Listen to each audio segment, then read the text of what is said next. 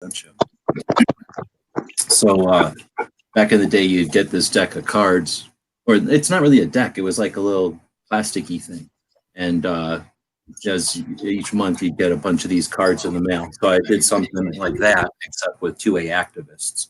So in order to create time to do that, I put up a thing on the store for $20. And basically that just paid me $20 to actually do it as a video. So I had maybe like 5 or 6 people like sponsor one of those so far. Of course, I've drawn all the cartoons, most of the cartoons already anyway. It was just a way to facilitate people, contributing financially. Where on your website is it? It's on Gear websites, and then under, let me screen share for you over here. Oh, Clover has to bring it in. I don't know if he can. There he goes. Got it. And then I can screen share here over here for these people on the Daily Gun Show. And then you go to, I think, products under services. And then it's down here, sponsor a 2A activist.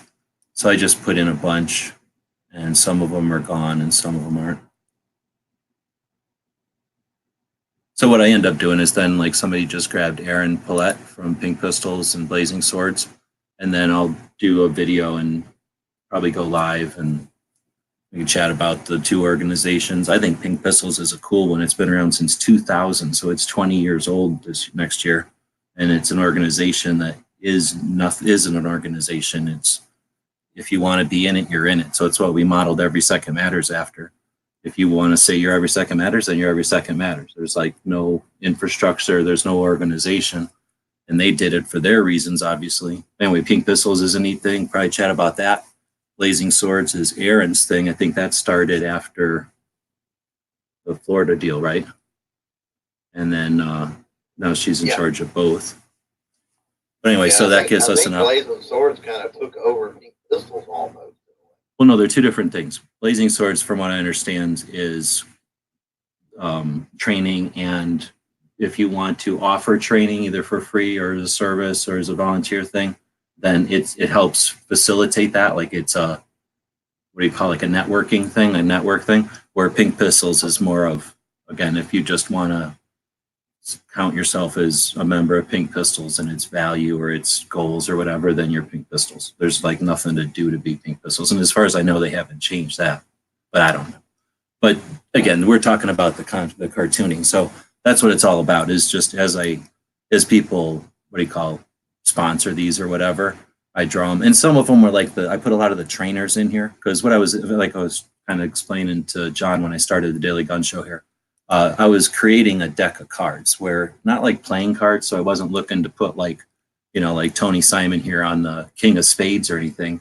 I was gonna have just this card that would have like what he did. Like he started 2A for E in 2015, and he's a ex-Marine and that kind of thing, just to give some information about the activist. And I guess this is a really bad picture of what the deck would have looked like, but basically just sort of like informational deck that could be used to maybe keep track of who all is involved with Gun Owners of America, or who was with the NRA or something like that. Yeah, I want to sponsor myself. Are you on there? No. I already did you, though, that's why. So this was all people I hadn't already cartooned at the time. Because this was, like I say, I said that already. Or I mean, I did this way back before even gun rights policy. Oh, wow, yeah. Yeah, if you go to Minuteman University and put in you haven't seen that one? No. Oh, hold on. I'll screen share again. So I put so back when I was working with, I can't do it, Clover's got to do it. When I was working with Arizona Citizens Defense League, trying to work with them, it's like trying to work with a committee or whatever, and it wasn't good. It wasn't very easy, or didn't work out very well. One of the projects that they acted like they wanted to do was educate people on how to be better activists, right? Like how to do the stuff. We could never get that accomplished, but the colonel came Minuteman University, the idea of training people to be Minutemen, not in the sense of like rifles, but in the sense of like Paul Revere with the, letting people know about what's going on. Like a few individuals that pay attention can sound the alarm when it's necessary without crying wolf too often, kind of thing. And they just sat with that. They just sat there for years and years and years. So eventually I said, I'm done sitting on that. That needs to be, right? Like I'm sick of just sitting on it. So I started working on it, and I basically have it for skills and resources. Even though it doesn't look visually all that great, I just don't care because there's no way to make it look visually appealing to everybody. I don't try at all. So it's skills and resources. Under skills, it's the kind of stuff like we just got done with Clover's Thursday night chats. Clover Tack on his channel does a Thursday night chat, and you go back into his archives. He calls it the After Dark, After Hours chats, and you get into all the nerd stuff, the stuff that we need to know as content creators to deal with the platforms or the software or the tools. And then I do shows. I try to do shows. I did them fairly regularly last year, and I'll do them again when I can. But Tuesdays and Saturdays, try to do a workshop to invite people in, kind of who are interested or able to do 2A content, to teach them again all that stuff, the software, the skills, the tools, just dealing with us as individuals. I mean, there's just a certain amount of dealing with anything that's either new or a community or whatever. And all that stuff is the skills part of it. And then resources is once we've figured out how we want to say stuff and what we want to say, like how do we not repeat our efforts and how do we know whose shoulders we're standing on? So the two sections, skills and resources, you access them here through the main page, but on the side here, there's another menu, and the skills section is here, right? And then the resources section starts here. So one of the resources is who the people are that are our gun rights lobby, right? So we got the organizations and then we got the activists. So this is basically my notepad at this point. It's not designed to be all that useful or effective. It's database driven, but simply, it's really just my sketch pad until I can have time to develop it further. So this is all the cartoons that I've done so far with all the different people I've discovered that are activists, the people whose shoulders we stand on, the people that do the work and don't fuck around worrying about how YouTube's perfect or if I get paid enough from YouTube and shit like that, but instead become, for example, the state director for Gun Owners of America and YouTubing on how many platforms at a time, right? So you're not waiting around. I mean, you're aware of this stuff, but you're also just doing. So yeah, there's my John cartoon. Awesome. Yeah, I just found it. That's awesome. Thank you. Yeah, well, thank you, dude. You're inspirational, and you're bringing people on and doing your chats, not worried about who's going to be the biggest chat or the biggest channel on YouTube, but let's get information out there and let's get people aware of this and give them an access to talk to them for an hour. Yeah, good stuff. Not to mention, I'm only scratching the surface of what I see you do. Obviously, you're doing all kinds of shit besides that. Yeah, Virginia, kind of insane right now. I've been working like 12 hours a day on Virginia stuff. But anyway, so I'm kind of, I don't know if people can tell, but I'm in two different chats. So let's really screw with this and let's go this way and share screens. I don't know if Clover can deal with this, but I'm going to share screens this way. When you've got this type of monitor arrangement like what I've got, no, I should have said, if you got kids in the room, you're going to want to put them away for the evening because this is the kind of monitor that scares them. This is one monitor, and I've got two chats. So this is Clover's end of the after dark, after hours chat. And then this is, yeah, I don't know. I must have watched too much After Something on cable for many, many years. Right. This is the Daily Gun Show over here. So we got Roll Call and Gary over there. We got John and Budget and Clover over here. And I got two chats going. This is the kind of power this new laptop and this thing. We could have a chat battle right now. We could literally, this is what a chat battle, this is the definition of a chat battle. But I can't do it because this is my chat over here. It would be unfair. This chat would be. That's pretty cool. Anyway, so I was kind of doing this to explain to the people that jumped into the Daily Gun Show 10 minutes ago and are like, what happened? So we were over here chatting in Clover's chat. John said something, and I said, oh, yeah, I got a cartoon. I didn't want to just say, hey, grown man on the other side of the continent, I made a cartoon of you. So I decided to try to fill him in on why I made a cartoon of him. Stalker alert. Stalker alert. And then I turned this chat I've actually had a puppy before. That was interesting. I've had a stalker that threatened to kill me. Yikes. Now it's going to be even weirder for the people. So I'm going to drop again the chat link to the Daily Gun Show over here. You guys are welcome to jump in, but I know it's late, so if you guys don't, no worries. But I'm going to jump out just so it's not weird for my own chat over here. Thanks for the invite, though. Okay, so now it's just us. So thanks to Gary and Roll and whoever else is watching over here, because that was, I'm sure, weird, but I don't care. Hopefully these shows are interesting and not repetitive. A combination of technology. Anyway, so yeah, so we've just been chatting way too long, as I mentioned in there. For some reason, Clover decided to read off every single legal disclaimer of everything YouTube has ever written on the internet. So we were in there listening to Clover read technical stuff for like hours, 2 hours. So we totally quirked this chat. But the gist of it was that YouTube is changing stuff and changing the, what do you call it, the way that they monetize. And my whole thing has been for a long time now, who cares? They don't give us enough money. Even if we play their game 100%, even if we dance the perfect dance for them and we make the most monetizable videos, you end up basically telling kids to buy one kind of soda instead of another, or buy some other kind of garbage they don't need. That's about the most lucrative thing you can do on YouTube. Perhaps getting them somebody to do a get rich quick scheme might bring you a couple of bucks more, but you either have to do something manipulative or semi-deceptive to get people to, to create content that makes real money on YouTube. So we're making videos for different reasons. So why do we care what works to make money on YouTube? So my thing was, I guess, raging against that. Like, let's just figure out how to get the industry to think differently, the same way they think differently about videos now than they did in 2009, for example, the first time we brought video cameras to SHOT Show.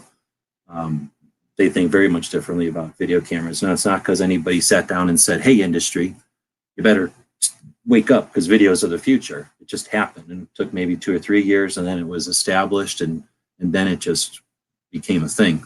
I think we can maybe not pick them up by the collar and shake them, but we can certainly stand there and be obvious and be found, be discoverable, because that's all it takes anymore. I don't think you have to prove yourself to every single person. You just have to prove yourself valid, and people will figure it out, and it'll justify itself. So again, getting a gun shop that brings somebody like a Gary or a roll call to SHOT Show, a manufacturer who, instead of spending $600 on a radio ad, send somebody to SHOT Show with their banner, and maybe that changes the industry a bit, and we figure out that superheroes and people that can shoot the most iPhones with the largest caliber aren't necessarily the best bang for your buck as an investor. The same way that the industry figured out titties don't sell nothing.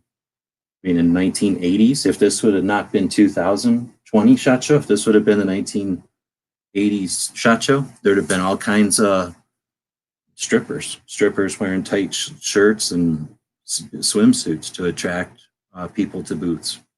It's a different society. It's a different culture. It's a different industry. It's a different SHOT Show. We can change that shit. That's what I'd like to do chats about. What do you guys think? Let's change SHOT Show. Go. Gary's going. It's his first year. That'll be. I'm pretty excited about it. Ready to go. I know I've got a lot ahead of me, but everybody's got to take that first step. So I'm ready. Got a lot ahead of me. So we got 13 people watching. It says 3 thumbs. Is that what we got? Yep, 3 thumbs. So we'll see if anybody's sticking around past the celebrity Clover, John Crump budget section at the beginning there. None of them jumped over. I gave them the link.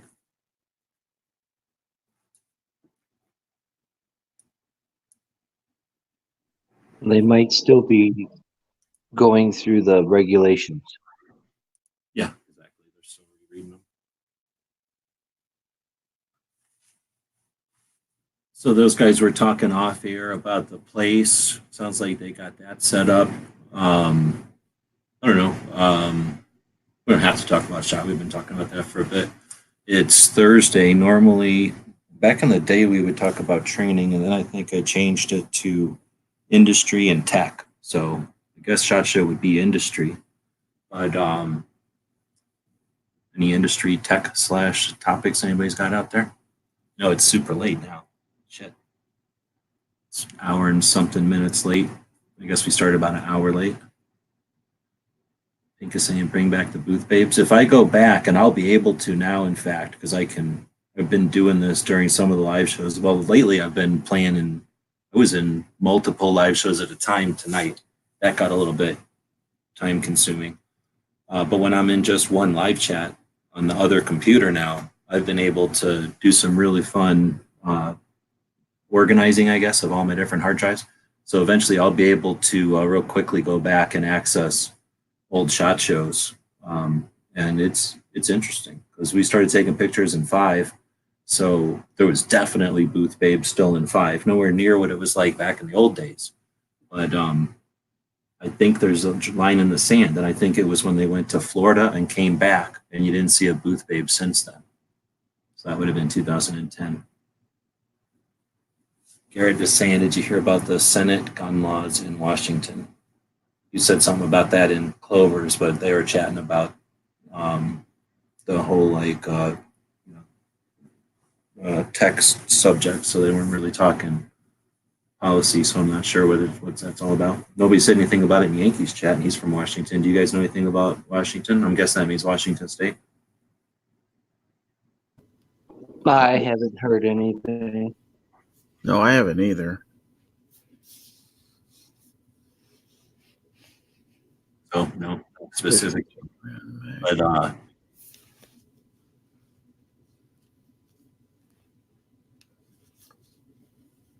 yeah, but again, when we're talking stuff that's happening at the House level or the Senate level, like the subcommittee level, at the, not the whole Congress level of state level, it's not on everybody's radar yet. Now, unless it's something that's, I don't know, like an indication of what's next, or something that's massing the troops. It's an indication of something. Then maybe people would see it ahead of time, but unless it makes a big splash, I don't think people are going to be hearing about it. Yeah, what's funny about that is when I get home, I pretty much get on YouTube and start participating in videos and stuff. So as far as news of the day, I usually get most of that from the podcast I listen to as I'm falling asleep and stuff like that. I'm listening to Armed American Radio Daily Defense, and they cover a lot of stuff in a short amount of time because it's only an hour a show. So I pick up the details of what happened that day. So a lot of times I'm a little bit behind everybody because I get all my news after everybody's talked about some of the stuff. So yeah, well, I've changed Every Second Matters to where it's not open to everybody anymore. And my goal with it next year, since like I was kind of talking about a minute ago, we've modeled it originally after Pink Pistols because there was nothing to model. Either someone was going to run Every Second Matters or not, right? So nobody's running Every Second Matters. There's nothing to run. We went with the or not option. So all there is people that participate in it, at whatever level and whatever frequency and for whatever duration. That's all it is. It's just people that want to participate. Technically, I got the spread shirt that makes shirts. So somebody buys a shirt once in a while.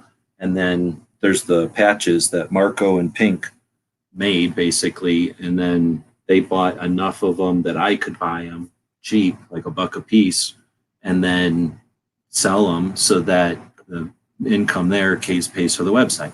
And that's it. There's no, besides that, there's nothing else there is for Every Second Matters. It doesn't do anything. It just is there for people to, it's a catalyst. It's a thing there for people to use as a focus, or, what's what's the word, like a point or a tether so that they can all participate in the same thing. But otherwise, it doesn't have much structure. And since that's the case, somewhere years ago, Sean Florida Carey says, "Oh, you should make the website," blah blah blah. So I made the website, and again, I hesitated against it because of it's not supposed to be a thing. It's not supposed to be something people deal with. It's just supposed to be a concept, really, a call to action, a day to do something. But we made the website with a bunch of blah blah blah. Here we could do this and that with it. Nobody ever did anything with it. What I was thinking though, going into 2020, if people are interested, the potential is there to develop what Jimmy and Tony did with the Early Watch show on gun channels for a while there. Those guys would have this show in the mornings. They would get on and talk about the news of the day, and similar to what Matt's doing, except I think Matt just picks a couple of topics out of the news and rants on them, where I think Tony would open up some sort of an aggregator, like a Google News filter or something, and he would type in guns or gun laws or something, and then a logarithm would go out and gather according to his filter or his thing that he set up, and then it would bring in all these news stories, and they would just address as many as they could each day. And that became a daily show. They would get together in the mornings, eat coffee, and start the day talking about gun stuff. And it kind of a couple of things to make it fun, but it was mostly that. And then I don't know if you guys remember more than I do. I wouldn't listen to every show by any means. I just remember in the 1,000-foot view of this thing, it eventually developed into the Early Watch concept or network, where a bunch of people would join in as Early Watch, fill in the blank, Arizona, Washington, Oregon, Michigan, Tennessee, whatever the state was. And then they would watch the news of the state and then send it into Tony. And then Tony would know about that specific news, and he wouldn't have to worry about missing something, or, he wouldn't have to sit there for hours gathering news. And it became a collaborative effort to make people aware on a daily basis of what was going on out there. And what I liked about that is not only it was grassroots and created by just the evolution of some projects and people's interests and abilities with the tools that they had, but it was collaborative, and it was truly grassroots in the respect that no one person was doing it all. It didn't depend on one person to gather. It didn't depend on one person to produce necessarily. It wasn't perfect, and it wasn't redundant to where it is still existing, because it was dependent on Tony and Jimmy being able to do it. So without those guys, it stopped. But I think the concept is sound, that if a bunch of people playing zone, I don't know enough about sports, but I think that's what it's called, right? When you're responsible for the area that you live, but you're aware of the greater areas. If we had a zone, regional, and national approach to it, and we had a bunch of people that were interested, ideally 2 or 3 from each state, so that approximately 150-ish people would have access to the Every Second Matters site, would be tasked with, or would at least be interested in participating on an almost daily basis with playing zone, going in and updating that area of Every Second Matters with what their state's doing. Then they could be either, again, contributors to a constant updated thing of information, or perhaps available as experts in the area, or what do they call it?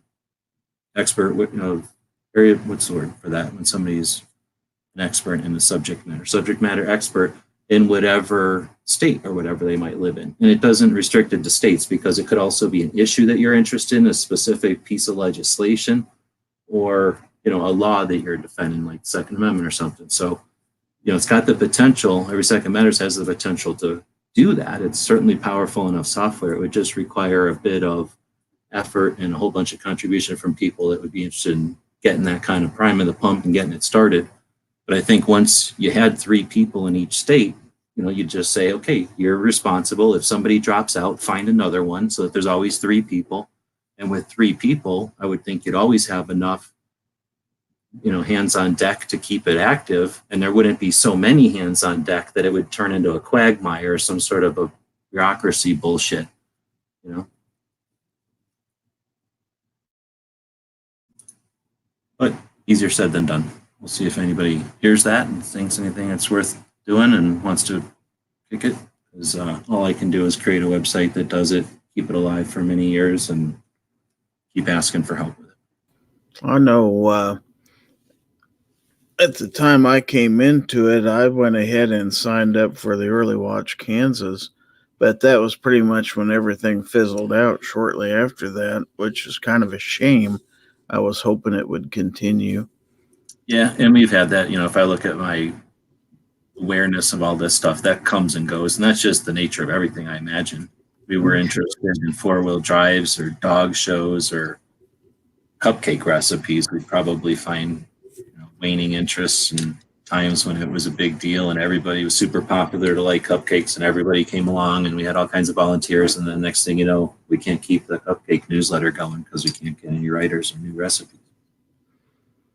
It's a shame though, because when we're talking about gun laws and stuff like that, I think in a lot of cases the state gun laws are as important, if not more, than the federal ones, because those are the ones that differ from place to place. And a lot of times, if you're not real familiar with the East Coast or the West Coast, you just don't know exactly what those people go through. I mean, you hear bits and pieces, but unless you're talking to somebody who lives it, you don't know what it's like. So to have people who represent those areas who could get together and compare nuts and bolts, to me, is kind of invaluable.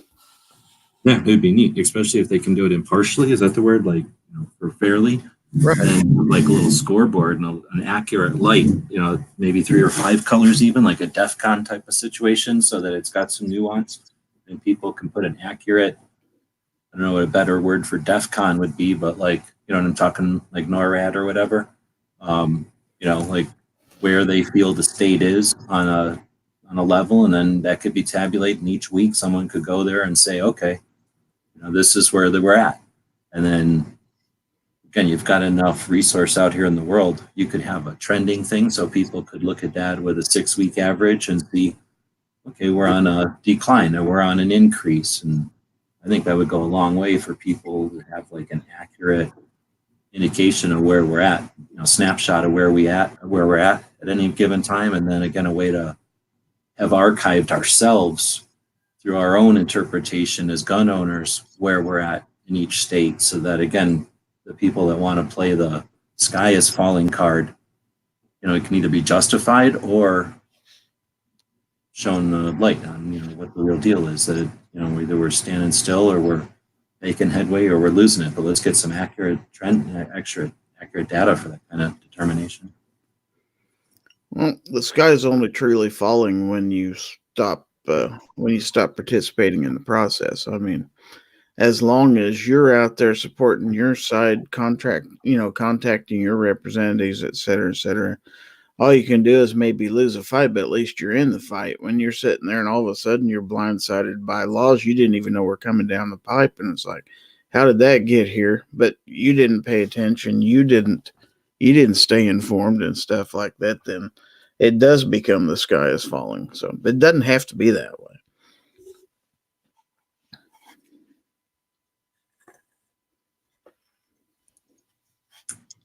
Thoughts? I hear you. I wish we had more people in here so that we didn't have to drop it on you guys' shoulders. Pants is saying he hasn't seen Jimmy or Tony in a long time. Hope they're doing okay. I haven't heard from Tony. He used to just jump into the live chats, and there hasn't been any live chats in the daytimes. And then Jimmy, last time I seen something was a video, and I can't remember, was that on Instagram? And I don't know if that's the one that Flutter's talking about or not, but yeah, the last video I saw, he was not even going to want to mention it because it was not very, I don't know if he was just having a bad day or if he's changing his minds on some things, but I can't even imagine. So I haven't talked to Jimmy in a while. I've reached out for a while and he doesn't reply. So it sounds like the other guys in Phoenix haven't heard from him, but it's just what happens. You can't depend on any individuals. That's why I'm a big advocate for not relying on anybody as an individual for us for anything like this. We can't. Superheroes don't help. We need a resilient and and active constituency, or whatever the word is, for just everybody. Like, there has to just be a certain level of the people that need to there, that I find the what's the word, like interest in advocacy and stuff, because it's definitely a baton that gets handed or dropped all the time and has to be picked back up and dusted off, or sometimes you just start a new damn baton and start running. Sometimes people don't even realize there's supposed to be a baton. They're just running, and all of a sudden there's a bunch of people running behind them, and then they fall off, and somebody doesn't even, there's no baton. They just keep running in that direction. But yeah, we need a little bit of it all, right? You know, it doesn't take a hero. I mean, it just takes somebody who cares and has the time to do it. I mean, look at me. I'm not any kind of great photogenic video star or anything. Haven't even been into guns that long, but I'm learning. I care, and I want to participate. So I took the jump to doing a weekly show. At one time, I was doing two. Occasionally, I still do two. But everybody do what you can. I mean, don't feel like you have to have 10,000 viewers to even start your own show. You don't. You just got to put something out there and get people interested and start a discussion. You don't even have to be the star. You just kind of bring up a topic and you get people together who can discuss it with you, and the whole group's a star. That's really all it amounts to. You don't have to be that great at anything to do this. No, and even now that I'm seeing more and more potential of what AI is going to do, what the grand collective mind think is going to be, that's coming, then just adding your unique input to the mix is going to be worth it. Because even though it's hard to find it or find somebody who appreciates it today, that won't be the same in the future. And who knows how long that's going to take. But as soon as they've got super fast computers, it's going to change. We're going to see a massive change in the way we communicate and stuff. So yeah, I definitely would encourage anybody to jump in and be part of it all now.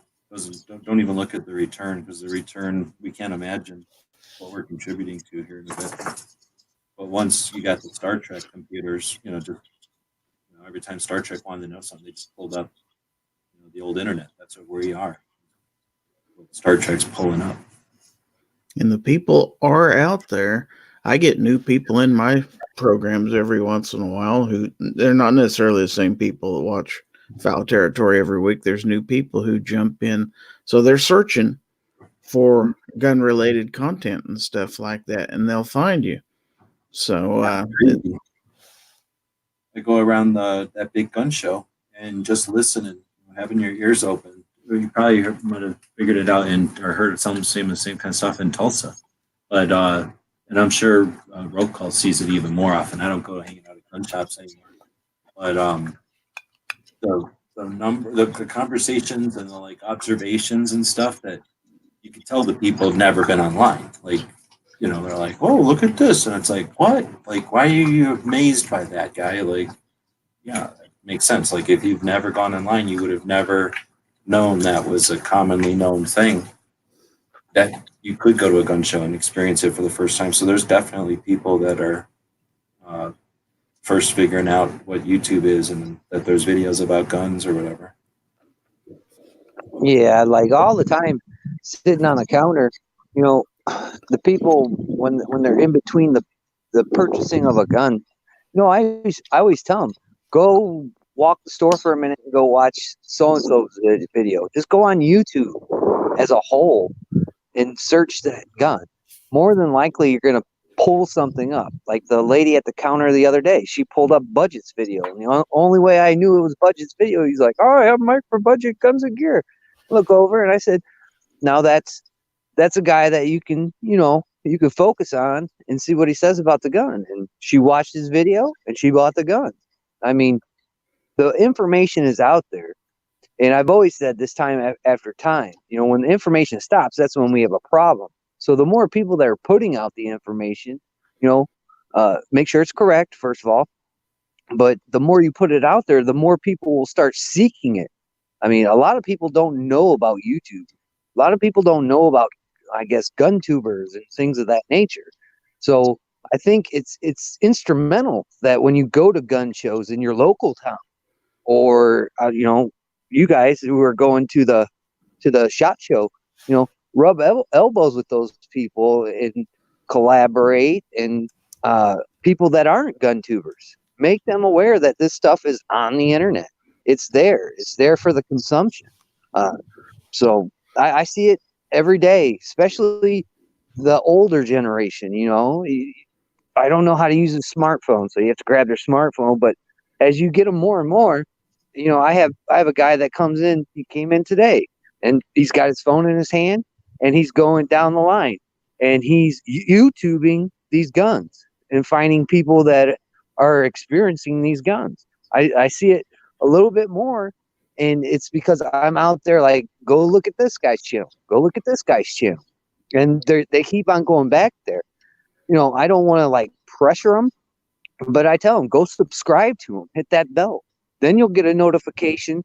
If it's really a gun you're interested in, these people, they're going to get that gun probably before me, before my shop, before the shop down the street. So it's very critical that you put this out there. You put this information out there. It helps, and people want to seek it. And that's just the way they are introduced or whatever. Like they get the idea, but then they start digging around, and then that's where they figure out, oh wow, this is a right that doesn't just exist or isn't, or is here forever. Like they start learning. Oh, there's options for holsters. I didn't realize that there is more than just what's in front of me when I go to this one store. Zippy wants to know if you've shot the 4006. Yes, I have, and yeah, that's a great gun to shoot. I really enjoyed that. It's heavy enough that it allowed you to keep that 40 caliber on target, and I was just amazed how easy it was to shoot with a caliber everybody says is really hard to handle. Not with the right gun, it's not. So, yeah, I really glad I bought that one. And it was my first ever purchase online, so that kind of scared me for a little bit. Yeah, I bought that off Gun Broker. Went smoothly though? Yeah, it went fine. Had it within less than a week. I had it in my hands. And your gun shop, no problem? No problem. $20 transfer. I actually went in and talked to him about it first. I said, okay, I'm about to do something for the first time. Let me make sure I know what I'm doing. So, they were real glad to talk it over with me. Said, yeah, no problem. You go do this. Give us a call or send us an email, and we send the FFL info, and then you wait, and when it comes in, we call you, and you come pick it up, and it couldn't have been any easier. So I was kind of scared of that process, and now I'm not. So sometimes you got to put your foot in the water and just see how deep it is. Even at my age, sometimes you just got to be brave and jump in. That's how you learn. Well, and when you haven't done that kind of thing before, especially where you're at, I'm assuming just being fewer options or whatever, not being in a giant town or city or something with a lot of options.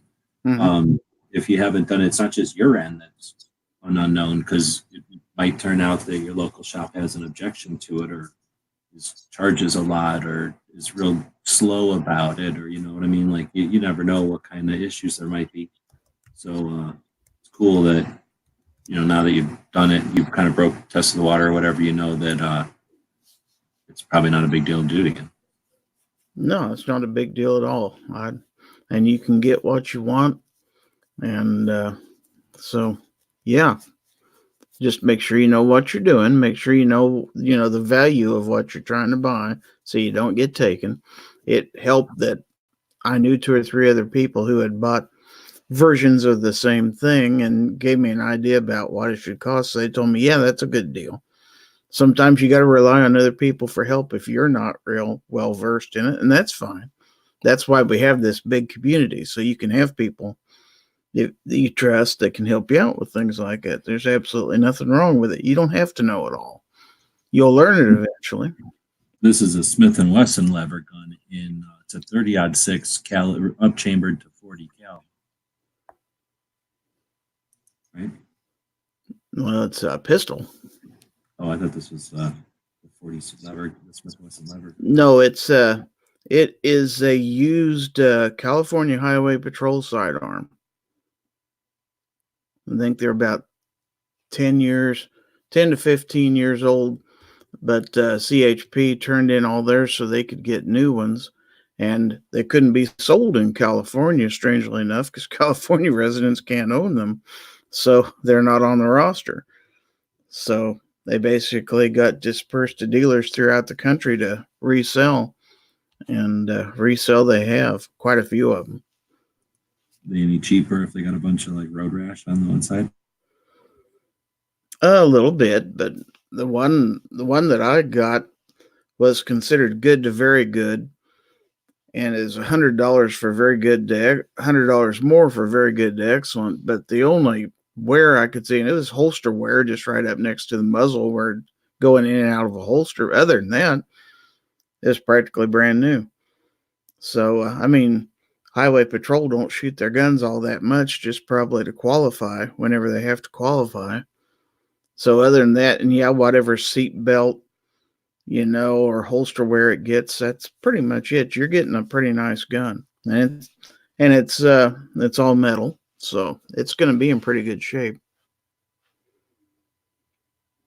Well, they don't have a lot of crime in California, so they never really need those. They're just for show.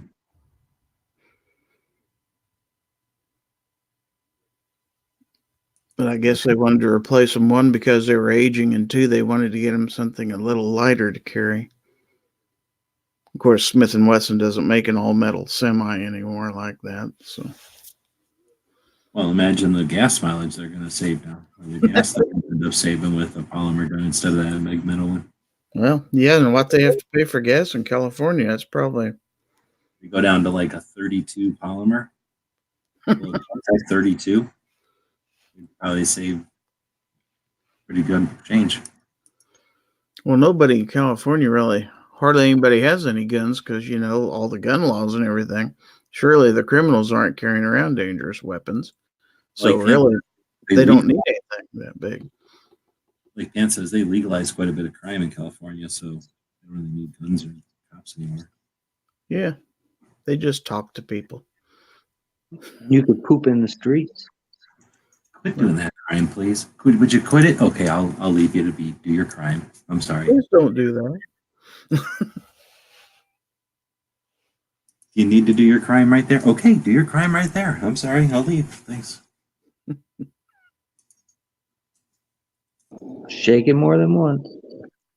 All right, so earlier today, Skip Tactical does her shows on Thursdays. Mm-hmm. You guys know Skip? Yep. Avery? Yep. So she was doing her show on insurances. I'm going to screen share here. I just have these all open so we can talk about them. Y'all have any of the insurances? Or CCW, basically, self-defense, concealed carry insurance? I have U.S. Law Shield. Yeah. Yep. U.S. Law Shield. Oh, you're both going with the Law Shield. All right, so I'm going with the Arizona Citizens Legal Defense Network, which started out being the Armed Citizens Legal Defense Fund, I believe. This is Marty and Masada Yub from Washington State area. You guys said you have Law Shield. That's this one. Yes. Started out as Texas Law Shield. Now it's U.S. Law Shield. I think at first it was Texas, and then it was like one for each state, and then it went to just U.S. Law Shield. And then it's more what I would call a traditional insurance format or formula or whatever.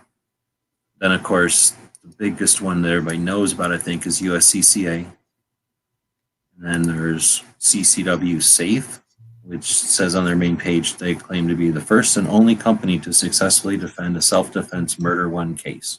I don't know if that's good or bad or what. And then this one called Gun Owners Legal Defense Network,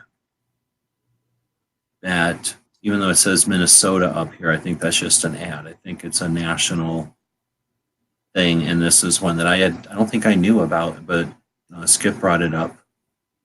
So I've heard of this one before. And then from what I understood, it was always used to be a big toss up between this one and which you guys have, and USCCA. So why did you guys go Law Shield over CCA or one of the others? In my case, I can tell you that I walked into my local gun shop one day, and they had a representative set up in there to basically inform people and to sell memberships. And my guy that owns the gun store, he said these guys are a pretty good deal. He said I totally recommend them. I've got coverage through them. And so I listened to. He did about a 20-minute spiel on everything that they do and how it works, and that it wouldn't be that much for me to get started on it. And so I didn't have any kind of coverage, and I thought, I've been meaning to do this. Now I've got somebody who's talked to me about it. Let's give it a try. If it doesn't work out, I can always switch. I mean, it's not like you're signing up for life or anything, but it was the first company that directly talked to me and actually gave me their pitch and everything. And so it was convenient for me to sign up. So I signed up right there in my gun store.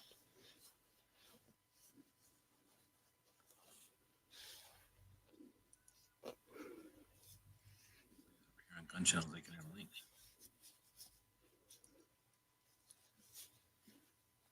Roll call. Why'd you go with Law Shield? Almost the same case, man. I remember when I was walking through Tulsa at the gun show and that old guy stopped me. At that time, I had USCCA, but their tiers. See, what people don't understand, there's little tiers that you can get for this insurance, and it pretty much plays off of, what you can afford. And this guy, he talked me into it because basically the tier that I had for USCCA, their tier was a little bit better and it was a little bit more affordable at that point. So I talked to him, and he gave me like prime examples about how they've defended cases before. Just basically the rundown of why I should have this. I think some of their stuff has it. If your gun's used in a crime, you won't be held accountable for it. Their tiers were really affordable, and it covered a lot of stuff. Whether it be, they'll get you your own lawyer, or you could pick your own lawyer as you climb the tiers. And just their coverage is really good, in my opinion, and it's affordable. So, I mean, that's pretty much the same thing. And I came around the corner, and he hit me with all these statistics, gave me the little booklet. I mulled it over after I got back from Tulsa, and lo and behold.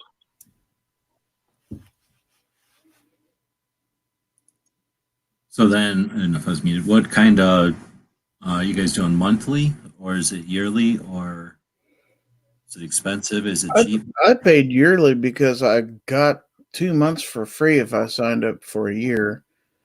And then I ended up, originally, when you just buy the base coverage, it only covers you in the state you live in. So if you're going to do a lot of traveling, you can purchase, and I think it's $295 a month. It's not much. The 50 state rider that allows you you're covered everywhere in the United States. And I put that on right when I took a trip to Tulsa, and the guy told me, he said, you can travel, put it on for a month, and when you get back, you don't think you're going to leave for a while, you can drop it, and then you can turn it back on. But I've just left it on because I go out of state several times a year, so it's probably a good idea to have it, but you don't have to have it if you never leave your state. You can save some money. So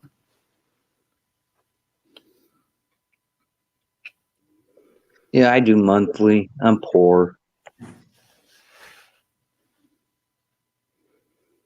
right, so it looks like USCCA is got 3 plans, and then you guys said, oh, wasn't it this one? What is this one? You guys said that you're doing, did you say $2 a month? Because this one says it's $11. no, I said the multi-state protection. You see that, right? Well, yeah, up there. It's $295 a month for multi-state protection. Oh, I see. Okay, so these are kind of add-ons. So that's something else that Skip had talked about, adding a member. So it sounds like, so you're paying about $10 a month, or is there? Like I say, I I paid for a year's worth so I could get 2 months for free. It was a special deal when I signed up, so it was But like they don't have plans like USCCA with whatever. They just have you pay $10 a month and then add on these pieces if you need them. right. Okay, and then you can pay monthly or yearly, Mhm. and then annually it's $130. And then if you have 2 adults, it's twice as much. So it's $10 a month, and then it would be $20 a month. So that's no big deal. And then over here, it would be $22 a month for their cheap one, and then $50 a month, $500 a year for their fancy. Yours is $240 a year. Just FYI, mine isn't insurance, and it's $135 a year. That's all they have. They might have 240s for 2 adults. If you select 1 adult, it's only 131.40. So that's quite a bit of difference. You're right, because this one would be one person for 500, and this comparing to one person for 130. Well, a little bit over $10 a month, really. Right. That's what this one costs per year. This one, though, is not. This is insurance, and this offers more than this. They're different. They're only comparable in the fact that they're about the same price. This one, though, let's see if it goes to tell us. This one definitely does not look as fancy or sophisticated. And a lot of them work different. Some of them you can use your own lawyer or find out they have a number of lawyers. All I have is an 800 number to call. Right after I call 911, I'm supposed to call the number on that card, and they guarantee that they'll send me a lawyer out of Topeka as soon as they can get there. They've got contract lawyers set up to take care of things.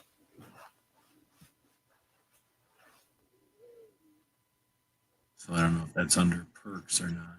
And then there's the CCW safe, and then I guess this is HR 218 plan. Like, why do they say that? What's all that about? Complete coverage. Active retired law enforcement. Oh, nice. So this is only for active retired and former law enforcement that meet the requirements. Just click membership. Oh, maybe this is only for cops. Permit, join the thousands. Oh, okay. They just have different coverage depending on what you are, I guess. So theirs start at $500, which is what this one starts at. You get $1 million in bond, up to $1 million in civil damages, no cap on criminal or civil, family covered in home. And that's some of the things. So it's like safes. It's like buying a gun safe. They're going to all use different characteristics or criteria to evaluate themselves. So that it makes it very difficult to put them all into a chart and actually identify, compare the differences or whatever. So this one still doesn't really tell you. I'm going to take this one out of it because they just don't seem like they can't have a website that's more than this. Then I'm scared of what they're going to be able to help you with.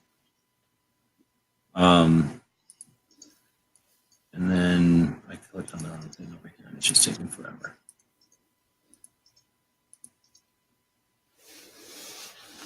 So then you have to get into some kind of a checklist like this with all of them, not just the versions of the CCA. But if you went in and started defining what they're going to do, there's stuff like how fast they're going to help you. Like, so if something goes down, are they protecting you as soon as you make a phone call? And then how are they helping you? Are they sending in a lawyer like what you're saying, or do they just have people on retainer and stuff? So it gets pretty difficult to compare them because, again, they all focus on, or they all point to different things, different criteria, or different aspects of their service.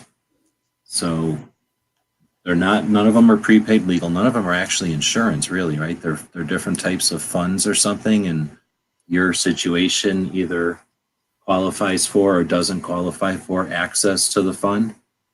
And then they all have a different set of like benefits or whatever they want to call like services that they offer as part of the participation in it. And it's not, I guess, like health insurance or house insurance where it's something that's sort of established and there's an industry-wide like whatever the word is, like, that there's like a bunch of agreed upon standards or something. It's just everybody calls it self-defense insurance or something similar and puts themselves in the ring, and it's up to us, the consumer, to try to weed it all out. So none of them are attempting to make it any easier for us. They all want to skew it so that we don't, or make it, I think, intentionally difficult to figure out so that we don't want to dig into it and we just go with whichever one we go with. Or maybe they depend on the marketing or something, to be flashy enough to make you want to work with them. Right. But the thing is, unless I don't think I've heard of any, and you guys follow the news as much as maybe more than I do, I'm not aware of any that have failed, have like left somebody high and dry, or that have a horrible reputation, right? Like we have a industry and a community that's pretty self-regulating. If one of them was out there burning people, taking a bunch of people's money and never defending anyone, we'd know that, right? None of them are at that level. Yeah, I'm pretty sure you'd hear about it pretty quick. So I think you were pretty much covered with all of them. And I think it's like a lot of insurance, since it's something that rarely happens to anyone anyway. It's really just peace of mind and financial security, really. So hopefully, like you say, we never have to ever deal with it. But since it's not happening to everyone every day, I'm sure they're able to pay out. And I haven't heard of anybody. Maybe somebody didn't like the lawyer or something and maybe complains about it on a board. But I mean, I haven't heard of like somebody went to jail because of how bad their insurance was, or somebody was let down because of how bad their insurance was. And I think we would hear about that if it was the case. But I think if you get involved in some sort of shooting, there's a good chance you're going to need some sort of legal help. And so I finally got convinced, I heard for the longest time, you need to get some sort of self-defense insurance. Finally, it clicked on me. It's like, yeah, you probably better. You'll probably never need it, but especially for the price that cost, it's basically a lawyer in my pocket in case I ever need it. There's a little bit of peace of mind. So I recommend you get some sort of coverage, whatever you choose to get. Yeah, I think I agree. Like say, I went with mine because of what I consider what we might need out of it, what they offer. But because they have, the one I went with is Armed Citizens Legal Defense. It used to be called Fund, and now it's called Network. I keep saying that because it's really just a pile of money that everybody contributes to. It's only $130, or it used to be like $99 a year, and everybody contributes to it. And then the fund, I guess, just gets interest somewhere in a bank, and it starts to grow. Everybody contributes to it. Ideally, nobody ever uses it, and it just grows, and it becomes a larger and larger entity of money that is available to the members of the network. And then if there's a legal situation that requires money and you qualify, as a member of the network, if that's what it's for, then it's issued to you. So it's kind of no frills, and it's just, whatever, it is what it is. But the people who created it and the access to the human resources, or whatever that's called, is why I figured it was worth $100 a month. But it is certainly not feature-rich, quote-unquote, insurance that the other ones offer with all the others, like bells and whistles. And that's where I'm going to say, I think it's worth having too, because what the heck, insurance is this one is less than, it's about $10 a month. If I were to get that and Law Shield, it would be $20 a month. So for $240 a year, basically $260 a year, I would have basically access to both. I'm not aware of anything that says if you have one, it nullifies the other. They just amplify. So, have all the advantages of one and the strengths of the other. It's like you said, if they've got lawyers on call that are CCW attorneys, that's a lot better than picking up a phone book at the jail or some shit. Yeah.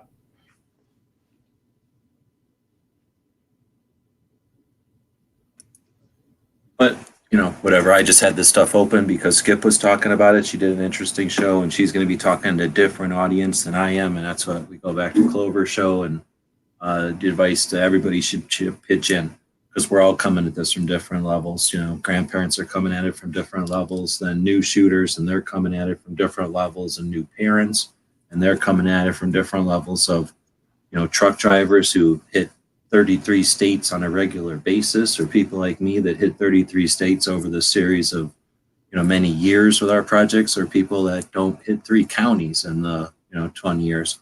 Everybody's coming at it from different angles. Everybody can offer a different set of eyes and ears and brain to this whole thing. And it's super easy to be part of this whole thing. So anyway, I'm only talking about this because Skip was talking about it. And now I'm going to, again, hopefully to the 16 people that are watching, encourage somebody out there to jump in and be part of this whole thing. And the people that might be listening to this in the future. I think about 50 people end up watching this thing each day. So leave me some comments. We'll be continuing to develop as we go along here. And with that, I think I'm going to start to wrap it up. We've been going for right about an hour. Tomorrow's a big day again for the Gear website store. We're going to be giving away some badge holders. So over the years, I've accumulated lots of badge holders, and I did that last 15-minute video on badge holders the other day and pulled out some of the duplicates, and I didn't need to. My badge holder bag is getting pretty full, so I don't need to put the duplicates back in there. I'll be handing those out free with orders that come in tomorrow. So stay tuned for Free Patch Friday extravaganza tomorrow over at the store. Also, every order that's going out tomorrow will get a Wolverines patch. So that'll be another incentive for getting some sales in December here before the end of the year. And you know, we got some projects that we'd like to see grow. And thanks for showing up for this show extra late because of Clover, reading every single technical paragraph that YouTube has ever posted online during his show earlier. And then basically telling everybody the sky's falling, scaring everybody that their channels are going to be deleted. So thanks everybody for sticking with the delay there. Thanks to a roll call jumping in super late. It must be like 4 in the morning for you. No, it's only 1:04. Thanks for jumping in. And Thank you. Gary, you in the same time zone as him then? Or is it Yeah, 12? it's 104 here also. Makes no sense. How can Indiana and Kansas be in the same time zone and it's only midnight for me? And I'm not that far over from Gary. I guess We're in the future. anyhow, so I guess that's the way our weird time zones are. So thanks everybody for joining, and we'll see you tomorrow. Bye.